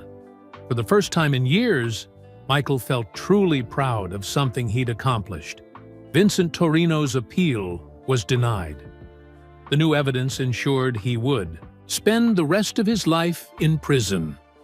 Justice for James Jordan was finally complete. On the 10th anniversary of his father's death, Michael visited the grave in Wilmington. He brought a copy of the book and placed it on the headstone. "We did it, Dad," he whispered. "We told the truth, and it set everyone free." As he walked away from the cemetery, Michael understood that his father's greatest gift wasn't the love and support during his basketball career.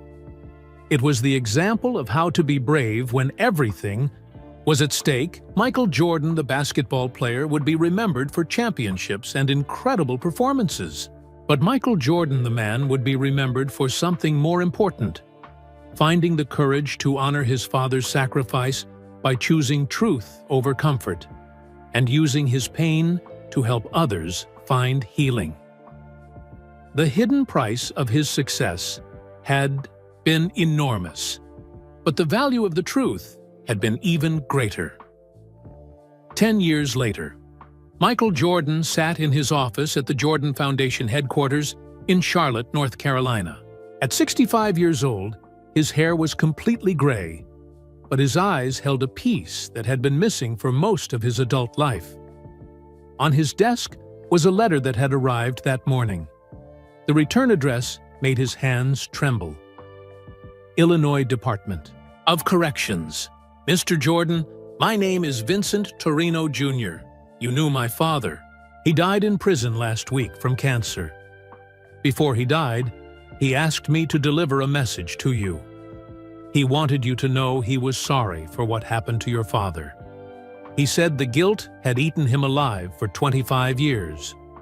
He also wanted you to have this. Inside the envelope was a small key and an address in Chicago. 3 days later, Michael stood outside a storage unit on Chicago's west side. Detective Williams, now retired, had come with him. Neither man knew what to expect as Michael turned the key. The unit was filled with boxes, each labeled with dates from 1990 to 1993. Inside were documents that told the complete story of Vincent Torino's criminal empire. Names, dates, financial records, and photographs that had never been seen by law enforcement.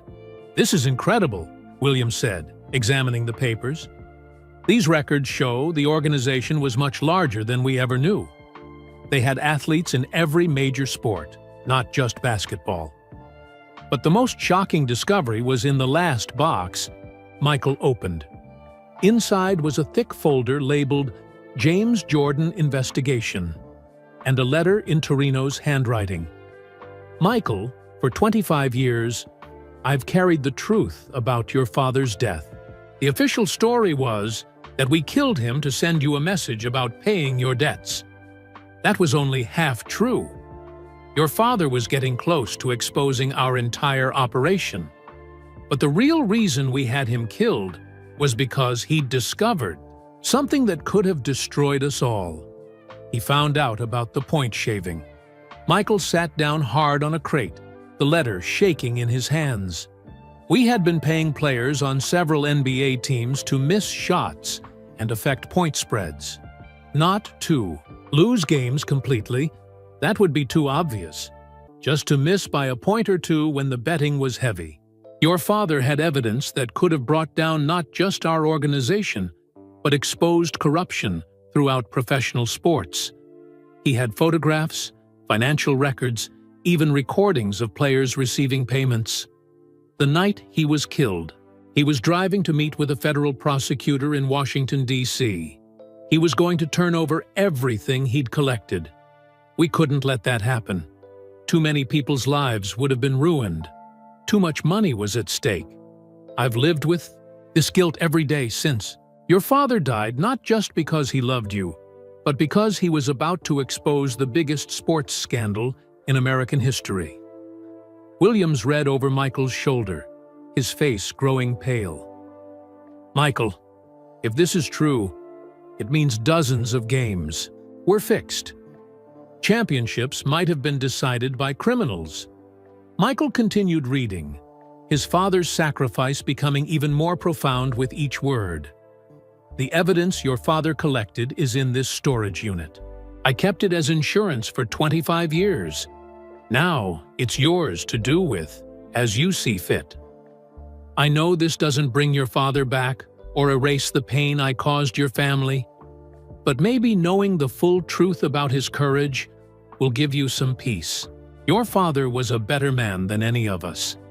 He died a hero's death, fighting corruption that would have infected sports for generations." Vincent Torino. The final box contained everything James Jordan had gathered in his secret investigation. Photographs of players receiving envelopes of cash. Bank records showing payments to athletes across multiple sports. Recorded conversations between Torino's men and corrupt players and referees. "This goes back decades," Williams said, studying the timeline. "Your father uncovered a systematic corruption of professional sports that involved hundreds of people." Michael found his father's journal, written in the months before his death. The entries revealed a man tormented by what he'd discovered, but determined to expose the truth. March 15, 1993, confirmed 3 Bulls players are receiving payments to affect point spreads. None are starters, but they play enough minutes to influence games. Michael has no idea. April 2, 1993, found evidence of similar operations in NFL and MLB. This is much bigger than just basketball. June 10, 1993, meeting with FBI agent Morrison next week. We'll turn over everything. Pray Michael can forgive me for keeping this secret, but he's too close to the situation to be objective. July 1st, 1993. Torino suspects I know something. Staying in public places, varying my routine. If something happens to me, I've hidden copies of everything in 3 different locations. The final entry was dated July 20th, 1993, 3 days before James Jordan's death. July 20th, 1993. Meeting with federal prosecutor in Washington on July 23rd. This nightmare will finally end. Michael will be free, and justice will be served. I pray he'll understand why I had to do this alone. Michael closed the journal and sat in silence for several minutes. His father hadn't just died trying to save him from gambling debts. He'd died trying to save the integrity of sports itself. "What do we do with all this?" Williams asked. Michael looked around the storage unit, filled with evidence of decades of corruption. His father had died protecting these secrets, believing they would someday serve justice. "We finish what my father started," Michael said quietly. "We tell the whole truth." 6 months later, Michael held another press conference. This time, he wasn't just talking about his own story. He was exposing the systematic corruption his father had died trying to reveal. The scandal that followed was unprecedented. Dozens of athletes, referees, and team officials were indicted. Several championship games from the 1990s were investigated for possible manipulation. The integrity of professional sports was questioned like never before. But from the ashes of that corruption came reform. New oversight systems were implemented. Gambling education became mandatory for all professional athletes. The monitoring of betting patterns became sophisticated enough to detect the smallest irregularities. Michael's foundation expanded its mission beyond gambling addiction to include education about sports integrity. He traveled the country speaking to young athletes about the temptations they would face and the importance of protecting the games they loved. At his final public appearance, Michael stood at the podium where his basketball career had begun, Cameron Indoor Stadium at Duke University. He was presenting scholarships to students who had overcome addiction and adversity. "My father died believing that truth and integrity were worth any sacrifice," Michael told the audience. He was right. The games we love are only meaningful when they're honest. The victories only matter when they're earned. In the front row sat his children, now adults with families of their own. Behind them were dozens of young people whose lives had been changed by the foundation his father's courage had made possible.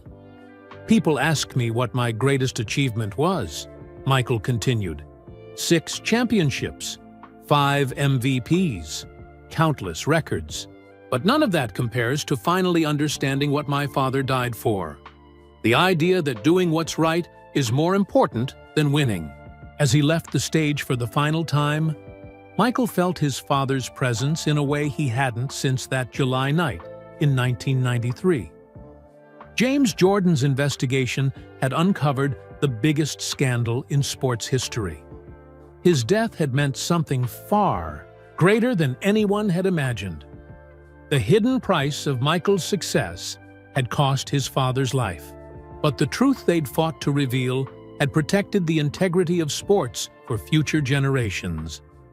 In the end, James and Michael Jordan had won the most important game of all, the fight for honesty in a world that profited from lies.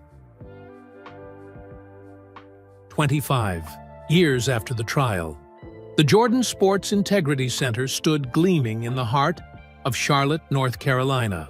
Michael Jordan, now 75 years old, walked slowly through the halls filled with photographs and exhibits dedicated to fighting corruption in athletics. Today was special. Today, Vincent Torino Jr. was coming to visit. Vincent Jr. was different.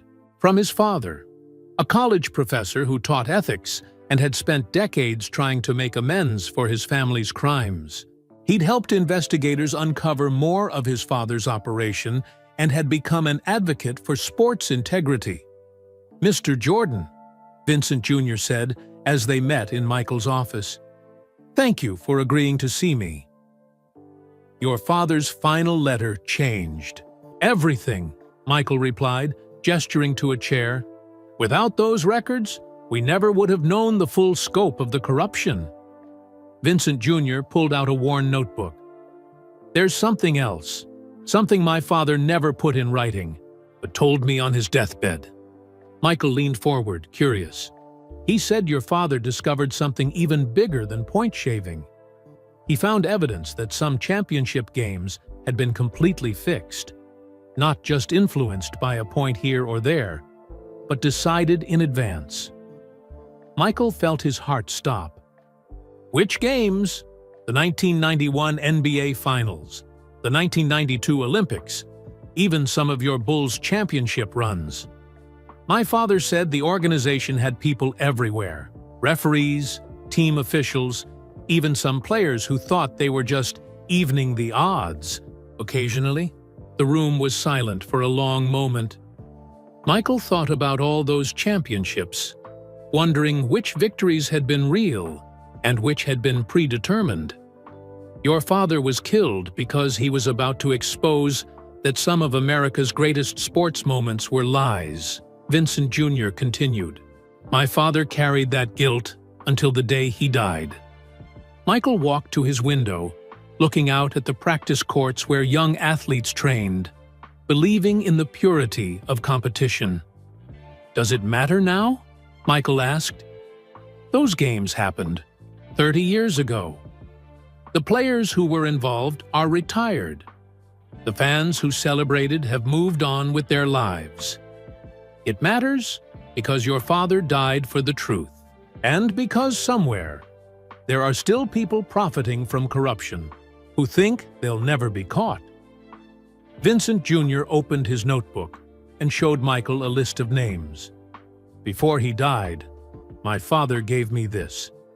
People who are still active, in sports, still taking money, still fixing games." He said it was his final gift to your father's memory. Michael studied the list. Some names he recognized: current referees, team executives, even some young players who reminded him of himself at that age. "What do you want me to do with this?" "What your father would have done. Expose them. Finish what he started." That night, Michael called Detective Williams, now in his 80s, but still sharp. "Sam, I need your help one more time." 3 months later, the sports world was rocked by the biggest corruption scandal since the original Torino case.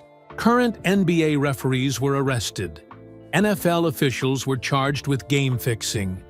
MLB executives were indicted for manipulating playoff seedings. The evidence came from Michael's foundation, working with the FBI and sports leagues to finally clean house completely. At the press conference announcing the arrests, Michael stood before a room full of reporters, many of whom had covered his basketball career decades earlier.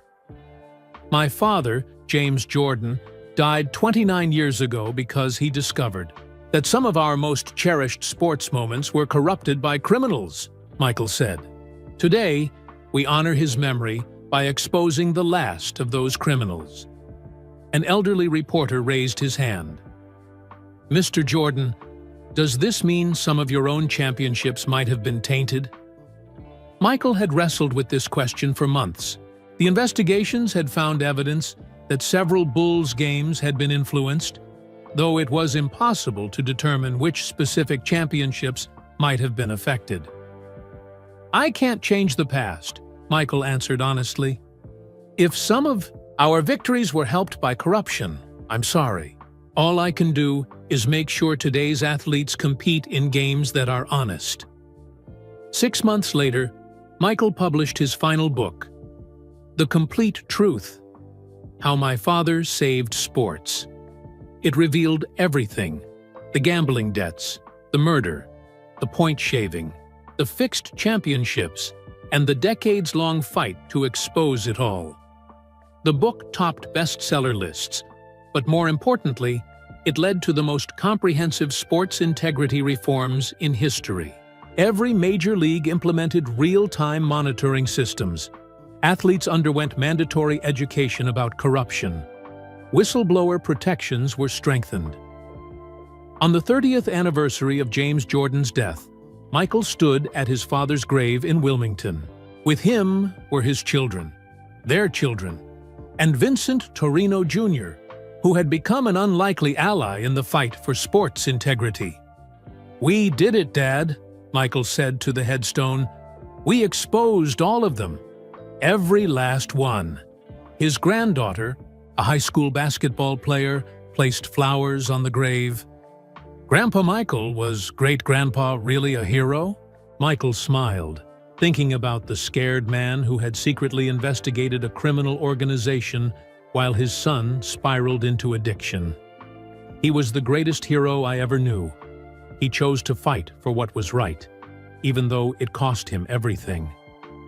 As they walked away from the cemetery, Vincent Jr. fell into step beside Michael. "Do you think they would have been friends, our fathers, if circumstances had been different?" Michael considered this. "I think my father would have tried to save yours, just like he tried to save everyone else. My father spent his last years saying, 'Your father was the bravest man he ever met. A man who chose truth over safety, justice over silence.'" Later that evening, Michael sat on his porch, watching his grandchildren play basketball in the driveway. The game looked exactly the same as it had when he was young, but he knew it was fundamentally different now.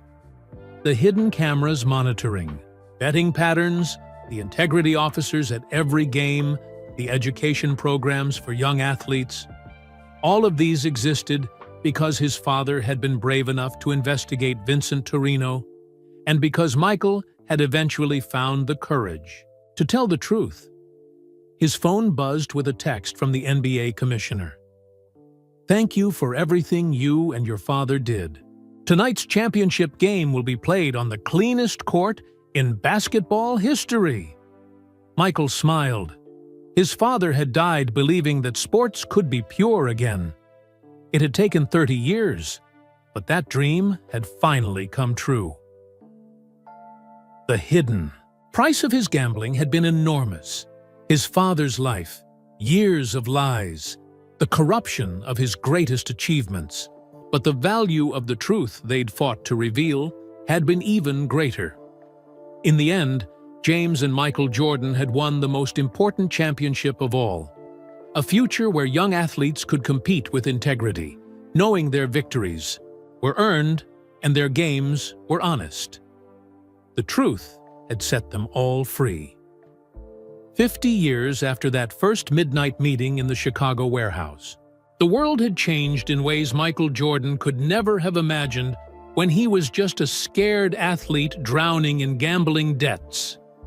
Michael Jordan passed away peacefully at age 95, surrounded by his children and grandchildren at his North Carolina farm. His final words were simple: "Tell them the truth matters." The funeral was unlike anything sports had ever seen. Presidents, athletes, and ordinary people who had been helped by his foundation came to pay their respects. But the most moving moment came when Vincent Torino Jr., now in his 70s, spoke at the service. "Michael Jordan taught me that redemption is possible," Vincent said to the packed church. "He showed me that the sins of our fathers don't have to define us.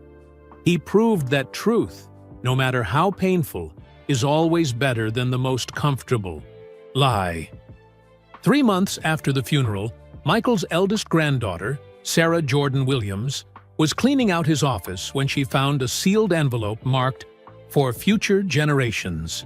Inside was a letter in Michael's handwriting and a small digital device. "To whoever finds this, by now, you know most of my story. The gambling addiction, my father's murder, the corruption we exposed, the years of lies we lived. But there's one final secret I need to share.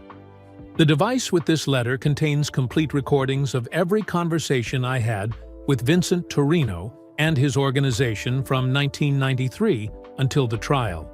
I wore a wire for the FBI during my final months of involvement with them. These recordings have never been made public because they weren't needed for convictions, but they tell the complete story of how organized crime infiltrated sports, how good people got trapped in bad situations, and how the pursuit of truth eventually set everyone free. I'm leaving this for you because the fight for integrity never truly ends. There will always be people who try to corrupt the games we love. When that happens, remember our story. Remember that ordinary people can do extraordinary things when they choose courage over comfort. Tell young athletes that no bet, no game, no amount of money is worth compromising your integrity. Tell them that their heroes aren't the ones who never fall down, but the ones who get back up and tell the truth about their failures. Most importantly, tell them about my father. Tell them about James Jordan, a man who died fighting for something bigger than himself. He proved that real heroism isn't about winning championships. It's about protecting what you believe in, even when it costs you everything. The truth will set you free, but first, it will probably ruin your weekend. Keep fighting the good fight. Michael Jeffrey Jordan, Sarah listened to the recordings with her family gathered around. The conversations revealed details that even the FBI trials hadn't captured. The psychological manipulation, the gradual escalation of threats, the way criminals exploited competitive athletes' inability to accept defeat. But they also revealed Michael's evolution from victim to survivor to advocate. In the later recordings, as he worked with law enforcement, his voice grew stronger. He stopped sounding like a trapped animal and started sounding like a man on a mission. The family decided to create the James Jordan Truth Project, releasing the recordings as an educational resource. Universities studied them to understand criminal psychology. Law enforcement agencies used them to train officers about organized crime. Most importantly, youth sports organizations used them to educate young athletes about the dangers of gambling. One recording became particularly famous. It was from Michael's final conversation with Vincent Torino before the arrests. "You destroyed my life," Michael said. "No," Torino replied. "You destroyed your own life. I just took advantage of your weakness. Maybe. But I'm going to make sure you never destroy anyone else's." "You think you're a hero now?" "No. I think I'm finally honest. And that's enough." 10 years after Michael's death, the Jordan Sports Integrity Center unveiled its final expansion, the James Jordan Memorial Hall. The centerpiece was an exact replica of the warehouse where Michael had met with Torino in 1993, now turned into an immersive educational experience. Visitors could hear actors recreate conversations from the recordings, understand how athletes get trapped in corruption, and learn about the warning signs of gambling addiction. The experience ended in a room filled with photos of athletes whose careers had been saved by speaking up about integrity issues. At the dedication ceremony, NBA Commissioner Lisa Chen spoke about the lasting impact of the Jordan story. 50 years ago, Michael Jordan made the hardest choice any athlete has ever faced, she said. He chose truth over reputation, justice over comfort, his father's legacy over his own image. Because of that choice, the games you watch today are honest. When your children play sports, they're competing in a system that protects their integrity. In the audience sat hundreds of young athletes from around the world, scholarship recipients from the Jordan Foundation. They represented every sport, every economic background, every corner of the globe. What united them was a commitment to playing with integrity. After the ceremony, Sarah Jordan Williams stood where the warehouse had once been. A plaque marked the spot. Here stood the building where Michael Jordan chose truth over lies, in memory of James Jordan, who died fighting for honest competition. A young basketball player approached her, wearing a jersey with number 23. "Ms. Williams, is it true that your grandfather was the greatest basketball player ever?" Sarah thought about the question. Michael's championships were complicated by the corruption revelations. Some of his victories had been tainted. His records were impressive, but not untouchable. "He was a great basketball player," she said. "But he was an even greater man. He proved that being honest about your mistakes is more important than being perfect." As the sun set over Charlotte, Sarah reflected on her family's legacy. 3 generations had been touched by one man's gambling addiction and its terrible consequences. But from that tragedy had come something beautiful, a world where young athletes could pursue their dreams without fear of corruption. The hidden price of success had been enormous for the Jordan family, but the value of the truth they'd revealed had echoed through decades, protecting millions of young competitors who would never know how close sports had come to complete corruption. In the end, Michael Jordan's greatest achievement wasn't any championship or record. It was proving that admitting failure and fighting for redemption could change the world. The truth had set them all free and kept freedom alive for generations to come. James Jordan's investigation had uncovered corruption. Michael Jordan's honesty had exposed it. Their sacrifice had ended it, and their legacy would prevent it from ever returning. The final victory belonged not to the criminals who had profited from lies, but to a father and son who had chosen truth over everything else they held dear. In sports, as in life, that choice made all the difference. 100 years after Michael Jordan first sat down at Vincent Torino's poker table, the world of 2093 was unrecognizable from the Chicago, where a young basketball player had first fallen into gambling addiction. Dr. Maya Jordan Chen, Michael's great-great-granddaughter, stood in the Quantum Sports Observatory overlooking New Angeles. As the director of global athletic integrity, she monitored every professional sporting event on Earth and the lunar colonies through advanced AI systems that could detect the slightest irregularity in performance. Today marked the centennial of the Jordan Truth revelation, and Maya was preparing for the most important presentation of her career. "System, display historical corruption index," she commanded. A holographic chart materialized, showing a dramatic spike in the 1990s when Michael Jordan's gambling debts had entangled him with organized crime, followed by a steep decline after. The truth was revealed, and then flatlining at zero for the past 50 years.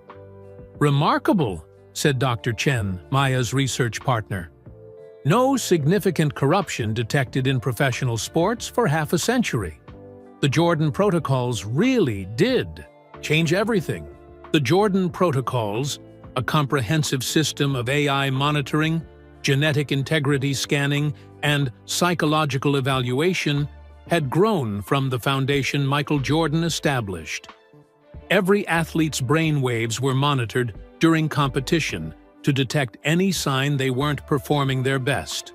Financial transactions were tracked in real time to prevent gambling or bribery. Some called it invasive. Maya preferred to think of it as protective. Her personal AI assistant chimed softly. "Dr. Jordan Chen, you have a priority message from the Mars Athletic Commission." A 3-dimensional image of Commissioner Roberts appeared in the room. "Maya, we've detected something unusual in the Interplanetary Basketball Championships. Nothing the AI can identify, but the patterns remind our human analysts of historical data from your ancestors' era." Maya's heart raced. It had been decades since any significant corruption had been detected in professional sports. "Send me everything." Within minutes, Maya was analyzing data that made her blood run cold. Subtle betting patterns, minor performance, variations, financial anomalies, all barely detectable but forming a pattern she recognized from her family's archives. Computer, run analysis against Jordan case files, code designation, Torino, 1993. The AI processed for several seconds before responding. Probability of organized corruption, 87.3%. Pattern matches historical data with 94.7% accuracy. Maya realized that someone was trying to recreate Vincent Torino's operation using advanced technology to hide their activities from modern detection systems.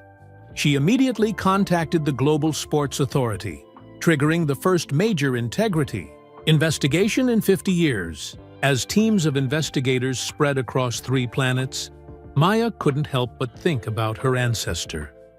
Michael Jordan had exposed corruption by risking everything: his reputation, his family's safety, his entire legacy. Now, a century later, the fight continued with different tools, but the same fundamental challenge: preserving the integrity of competition. 3 months later, the investigation revealed a sophisticated network operating across human colonies throughout the solar system. Using quantum encryption and AI manipulation, they had been subtly influencing games while staying below detection thresholds. The perpetrators were descendants of the original Torino organization, carrying on their ancestors' criminal legacy with 22nd century technology. During the trial, held simultaneously on Earth, Mars, and Luna, Maya testified about the historical significance of the case. 100 years ago, my ancestor chose to tell the truth about his gambling addiction and the criminals who exploited it, she told the Interplanetary Tribunal. That choice protected every athlete who has competed since. Today, we must make the same choice he did: put integrity above profits, truth above comfort. The defendants were convicted using evidence gathered by systems that trace their origins back to Michael Jordan's courage in 1998. As sentence was passed, Maya felt her ancestors' presence in the room. After the trial, Maya visited the Michael Jordan Memorial on Earth, a massive complex that included the original warehouse location, now preserved under a protective dome. Inside, holographic recreations allowed visitors to experience the conversations between Michael and Vincent Torino, to understand how corruption had once threatened to destroy sports. "Great-Grandpa Mike," Maya whispered to his memorial statue. "You probably never imagined your story would still be protecting athletes a century later." The statue seemed to gaze toward a holographic display showing live sporting events from across the galaxy. Basketball games on Titan, soccer matches on Europa, tennis tournaments in orbital stations, all of them monitored by systems that ensured every competition was honest. Maya's daughter, just 16, and already showing promise as a soccer player, joined her at the memorial. "Mom," my history teacher says, "some of Great-Great-Grandpa's championships might have been fixed by the criminals. He fought. Does that make him less of a hero?" Maya smiled, remembering asking her own mother the same question decades earlier. "What do you think made him a hero? Fighting the bad guys?" Before that, what was the first brave thing he did? Her daughter thought carefully. Admitting he had made mistakes? Exactly. He proved that being honest about your failures is more important than having a perfect record. That's why we still tell his story after all these years. As they left the memorial, Maya's AI assistant alerted her to a message from a young athlete on Proxima Centauri, humanity's first interstellar colony. "Dr. Jordan Chen, I wanted to thank you. I was offered money to miss some shots in our championship game, but I remembered your family's story. I reported the bribery attempt instead. The investigation uncovered a corruption ring trying to expand to other star systems. Maya smiled. Even as humanity spread across light years, the Jordan legacy continued to inspire athletes to choose integrity over easy money. That night, as Maya looked up at the stars from her apartment balcony, she reflected on the extraordinary ripple effects of one man's decision to tell the truth. Michael Jordan's gambling addiction had nearly destroyed him and cost his father's life. But his choice to expose that corruption had protected literally millions of athletes across space and time. The hidden price of his gambling debts had been enormous, but the value of truth had proven infinite, echoing across a century and beyond the borders of Earth itself. In the end, Michael Jordan had won the most important game ever played, not against another team, but against the forces that would corrupt competition itself. And that victory continued, one honest game at a time, as long as athletes remembered that integrity matters more than victory. The truth had set them all free, and would keep them free forever. 200 years after the Chicago warehouse meeting, the anniversary was no longer marked by memorials or speeches, but by something far more powerful: the complete absence of sporting corruption anywhere in human civilization. In the year 2193, Lieutenant Commander Jordan X-47, a descendant of Michael Jordan, whose DNA had been genetically optimized for space exploration, stood on the bridge of the starship Integrity as humanity's first interstellar sports expedition approached the Kepler 442b system. They had received signals from an alien civilization, the first contact with non-human intelligence in galactic history.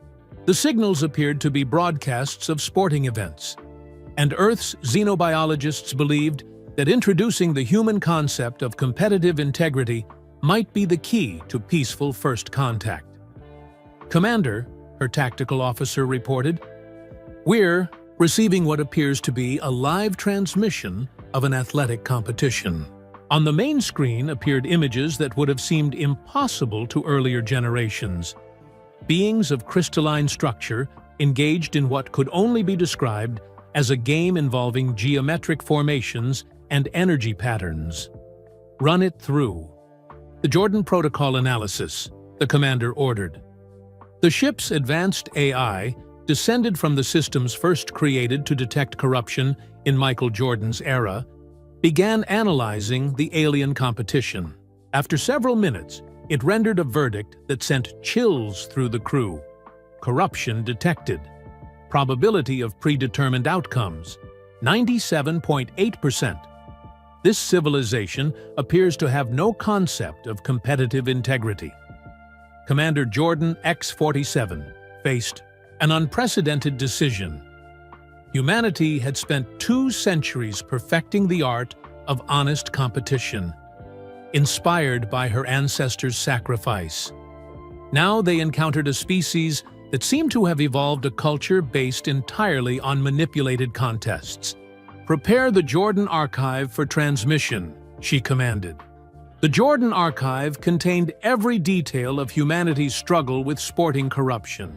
From the original warehouse meeting in 1993 through the interplanetary trials of 2093, it was the complete history of how one man's courage to tell the truth had transformed an entire civilization's relationship with competition. As the transmission began, the commander thought about the weight of this moment. Michael Jordan could never have imagined that his decision to expose Vincent Torino would someday serve as humanity's introduction to an alien species. The alien response came within hours. Not words, but actions. The crystalline beings began, altering their competitions in real time, introducing elements of uncertainty and genuine challenge. They were learning from humanity's example.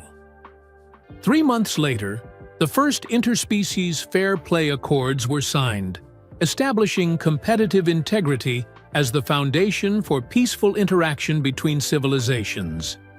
The document's preamble began with a quote from Michael Jordan's final book: "Truth is the only game worth winning." Back on Earth, in the Museum of Infinite Truth that had grown around the original Jordan Sports Integrity Center, Dr. Elena Jordan Prime, the last living human to carry the Jordan name, reviewed reports from across the galaxy. Everywhere humans had traveled, they had brought the Jordan protocols with them. Every world they touched became a place where competition was honest and victory was earned. The alien civilizations they encountered were gradually adopting these principles. "Computer, display current integrity statistics for known civilizations," she commanded. A three-dimensional star map appeared, showing 47 colonized worlds and 12 first contact species. Each location glowed green, indicating zero detected corruption in their sporting activities. Elena smiled, thinking about her ancestor who had sat in that warehouse so long ago, terrified and alone. He could never have imagined that his moment of courage would echo through time to become the foundation of interstellar civilization. Message chimed from the Galactic Sports Council, a body that now included representatives from 7 different species. They were requesting Earth's approval for the first Universal Olympics, where beings from across the galaxy would compete in events designed for their unique biologies. Elena approved the request immediately. The Universal Olympics would be monitored by evolved versions of the systems first created to detect when Michael Jordan provided insider information to criminals. Now, they would ensure that a crystalline being's energy patterns weren't artificially enhanced, or that a gaseous species' atmospheric manipulation was within natural limits. That evening, Elena walked through the memorial gardens where statues of James and Michael Jordan stood side by side. Visitors from across the galaxy came here to understand the origin of competitive integrity. A young Andromedan scholar, whose species had recently joined the galactic community, approached her with questions. "Dr. Jordan Prime, our research indicates that competitive integrity was not always natural to human civilization. Your species evolved this trait relatively recently." "How?" Elena sat on a bench beneath her ancestors' statues. "It wasn't evolution. It was choice. One human chose truth over lies, and then taught others to make the same choice. But why did this particular choice become so fundamental to your civilization?" Elena thought carefully about her answer. "Because sport is practice for life. If we can't be honest about games, how can we be honest about anything that really matters?" The scholar's bioluminescent patches flickered in what Elena had learned was their species' equivalent of understanding. On our world, we call this concept truth motion. The idea that movement and competition reflect the integrity of the being. "Then you understand perfectly," Elena said. As the alien scholar departed to share this knowledge with their homeworld, Elena remained in the garden. Above her, stars twinkled, each one representing worlds where beings competed with integrity because of a choice made centuries ago in a dark warehouse in Chicago. Her personal communicator buzzed with an urgent message from the Temporal Research Division. "We've detected temporal anomalies suggesting that the Jordan Choice Point has become a fixed event in the multiverse. In all observed timelines, some version of this truth-telling occurs. It appears to be a necessary development for species to achieve interstellar civilization." Elena wasn't surprised. She had always believed that her ancestors' choice represented something universal. The moment when any intelligent species must choose between profit and principle, between easy lies and difficult truths. Michael Jordan's gambling debts had been hidden for a reason. The cover-up had protected reputations, preserved illusions, and allowed corruption to flourish. But when the truth was finally revealed, It had done more than just expose criminals. It had established a principle that now guided the behavior of beings across the galaxy. Integrity in competition is non-negotiable. The hidden price of success had been enormous. The value of truth had proven infinite. And in the infinite game of civilizational development, truth was not just the winning strategy. It was the only strategy that allowed the game to continue. Michael Jordan's greatest victory was not any championship. It was proving that a single act of honesty could echo through space and time to touch lives not yet born on worlds not yet discovered. The truth had set them all free, and would keep the universe free forever and always, one honest competition at a time. In the end, the most important game was never basketball at all.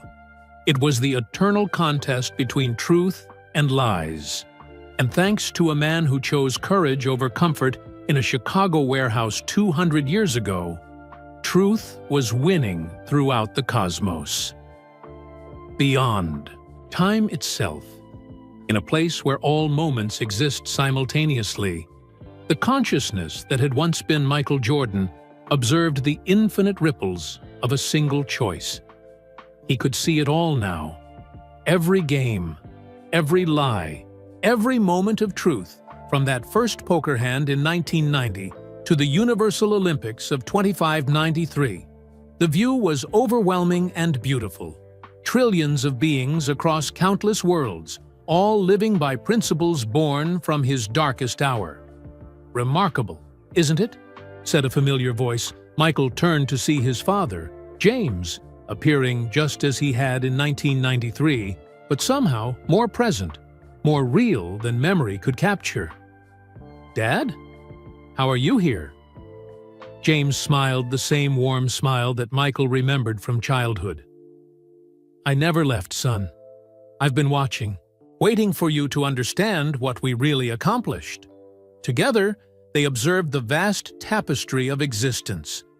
In one thread, a young athlete on Proxima Centauri chose to report a bribery attempt. In another, two alien species resolved a territorial dispute through honest competition rather than war. In countless others, beings made choices for truth over convenience, integrity over profit. "Our suffering wasn't meaningless," James said gently. "Every tear you shed, every sleepless night, every moment of guilt, it all led to this. The universe itself is more honest because you chose courage over comfort." Michael watched a scene from 2023 where his descendant exposed an interplanetary corruption ring. "I never imagined it would go this far." "Neither did I. When I first started investigating Vincent Torino, I thought I was just trying to save my son. I couldn't have dreamed I was helping to save the concept of fair play for all intelligent life." They moved through time like swimmers through water, observing key moments. Michael saw himself at that first warehouse meeting, terrified and alone. He saw his own testimony at Torino's trial, the moment he chose truth over self-preservation. He watched generations of his descendants carry forward the banner of integrity. "You know what I'm proudest of?" James asked. Michael waited. "Not the sports reforms or the alien accords or the cosmic impact. I'm proud that you became the man I always hoped you'd be. You turned your greatest failure into humanity's greatest gift." They arrived at a moment Michael had forgotten.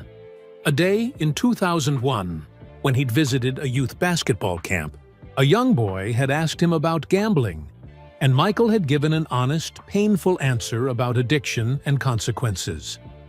"Watch," James said. Michael observed as that same boy, now grown into a man, chose to seek help for his own gambling problem, rather than hide it. That choice saved his marriage, protected his children, and led him to become a counselor who helped thousands of others. One honest conversation, James noted. One moment where you chose truth over image. Look at the lives that choice touched. They witnessed an infinite cascade. That counselor's work inspiring others, who helped more people, who made better choices, creating an endless web of integrity, spreading across time and space.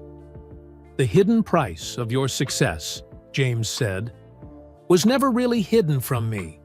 I knew about the gambling before you told me. I knew about the debts. I knew about the danger. But I also knew something else. What? I knew my son had the courage to do what was right, even when it meant losing everything. That's why I investigated on my own. Not because I didn't trust you, but because I wanted to give you time to find that courage. Michael felt tears he hadn't known he could still shed. I'm sorry, Dad. For everything. For the gambling. For the lies. For getting you killed. James embraced his son. You have nothing to apologize for. Addiction is a disease, not a moral failing. You fought that disease and won. The lies were survival, and you replaced them with truth. And my death? That was the price I chose to pay for justice. I regret nothing. They watched as the universal principles they'd helped establish continued to evolve. New challenges arose.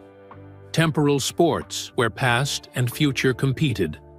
Quantum, games where multiple realities played simultaneously. Dimensional tournaments between parallel universes. But in every case, the Jordan protocols adapted, ensuring that competition remained honest regardless of the level of complexity. Will it ever end? Michael asked.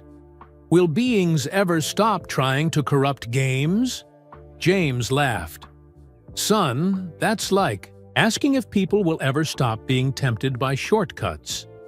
The eternal struggle between truth and lies isn't a bug in the universe. It's a feature. It's what gives meaning to the choice to be honest. They observed a moment in the far future, when the last human had evolved beyond physical form, becoming beings of pure energy. Even then, they continued to compete in ways Michael couldn't comprehend, but the fundamental rule remained: victory through integrity, not deception. The truth set us free, Michael said, understanding finally. And we set the truth free in return, James replied. We gave it a voice that echoes through all of time and space. As they prepared to dissolve back into the cosmic consciousness, Michael had one final question. What was the real truth, Dad? Behind all the corruption, all the gambling, all the pain, what was the point? James smiled one last time. The key point, son, was love. Love of the game. Love of fair play. Love of each other. Love of honor itself. Everything we suffered, everything we sacrificed, it was all to protect love from those who would corrupt it. Michael felt himself fading, becoming one with the infinite truth they had helped establish. His last conscious thought was gratitude, not just for the championships or the fame, but for the chance to turn his greatest shame into the universe's greatest protection. In that final moment, he understood that the hidden price of his gambling debts had purchased something invaluable: the eternal victory of truth over lies, of integrity over corruption, of love over greed. The warehouse meeting that had terrified him so completely had been the first step toward the universe's salvation. And that was the final truth that set everything free. Michael Jordan had lost many games in his life, but he had won the only game that truly mattered: the infinite contest between right and wrong. The victory belonged not to him alone, but to every being throughout space and time who chose courage over comfort, truth over lies, integrity over Advantage. The game would never end. And thanks to a father's love and a son's courage, truth would never stop winning. In a place beyond the beyond, where stories never truly end, an infinite library holds every tale that has ever been or ever will be. Among its countless shelves, one book glows with a light that never dims. The story of Michael Jordan's hidden debts and the truth that set the universe free. Every day, beings from across all realities come to read this book. They arrive as students, athletes, leaders, and dreamers, all seeking answers to the same eternal questions. How do you face your worst mistake? How do you choose truth when lies are easier? How do you turn shame into strength? The book changes for each reader, showing them exactly what they need to see. A young gambler reads about addiction and finds hope for recovery. A corrupt official sees the consequences of dishonesty and chooses a different path. A child learns that even heroes make mistakes, but real heroes admit them and try to make things right. Today, a being of pure light, neither human nor alien, but something beyond both, opens the book. They are the guardian of truth, responsible for maintaining honesty across all dimensions of existence. Even they come to this story for guidance. As they read, the Guardian sees not just Michael Jordan's struggle, but the struggles of countless others who have faced the choice between truth and lies. A politician in ancient Rome who chose to expose corruption rather than profit from it, changing the course of an empire. A scientist in the year 3045 who admitted falsifying data, preventing a catastrophic mistake that would have destroyed a star system. A child in a small town who told the truth about breaking a window, learning. Early that honesty, while painful, leads to trust and forgiveness. Each story connects to Michael's, part of an infinite web of truth that strengthens every time someone chooses courage over comfort. The Guardian closes the book and speaks to all the readers who will ever come after. Remember this: the price of truth is always high in the moment, but the cost of lies is infinite across time. One honest choice echoes forever, touching lives you'll never know, protecting futures you'll never see. Michael Jordan thought he was just admitting to gambling debts. He didn't know he was saving the universe's soul. You may think your choice to tell the truth is small, but truth is never small. It is the force that holds all things together.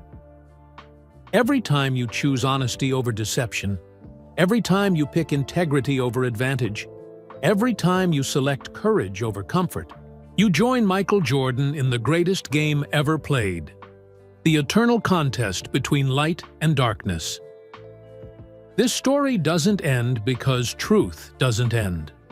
Somewhere, right now, someone is facing their own warehouse moment, their own choice between lies and truth. Your example, like Michael's, will help them choose correctly. The hidden price of success is always honesty about failure. The value of truth is always infinite. And the game, the beautiful, terrible, wonderful game of choosing right over wrong, that game goes on forever. As the Guardian's words fade, the book opens itself to a blank page. But this page isn't empty. It's waiting for the next person who will choose truth over lies, the next athlete who will choose integrity over victory, the next soul who will choose courage over comfort. The page is waiting for you. Because this story isn't just about Michael Jordan, it's about every choice you make, every moment you decide between truth and lies, every time you choose to be honest, even when it hurts. The warehouse in Chicago is gone. Vincent Torino is gone. Even the earth where Michael played basketball is gone, swallowed by the expansion of its aging sun billions of years ago. But the choice remains. The truth remains. The courage remains.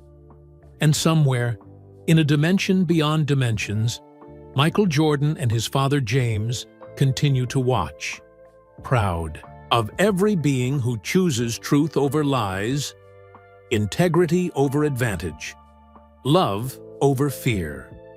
The game would never end. Truth would never stop winning, and neither will you, if you choose it. The final score isn't measured in points or championships or victories. The final score is measured in choices, and every time you choose truth, you win, forever. The end, but also, and more importantly, the beginning. Where are you listening from today? Drop a comment and let us know your location. We love hearing from our global community. If this story moved you, please hit that like button and subscribe to our channel for more fascinating, untold stories that reveal the hidden truths behind the headlines. And don't forget to share this video with your friends and family. Stories like these remind us that even our heroes face difficult choices, and that choosing truth over comfort can change the world.